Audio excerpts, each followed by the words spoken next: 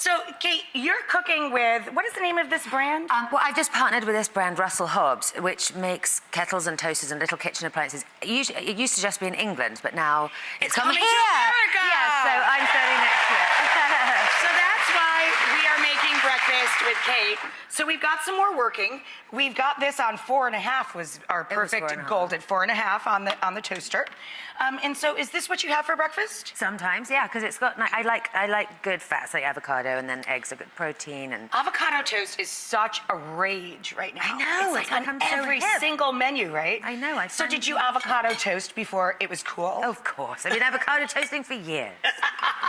Yeah, Americans have a bad reputation in England for making a British cup of tea. And it's not very complicated, but first we've got to get, these are the tea bags. They're called PG tips, and they're English. They smell quite strong.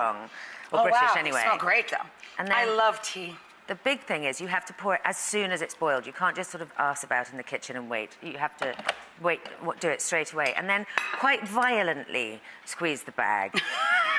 Like, not like wafting it through, but like really give it a good old strangle. And then you put some milk in. And now you've got builder's tea. That's what it's called, builder's tea. Builder's tea. Yeah, because that's what builders drink. Love it.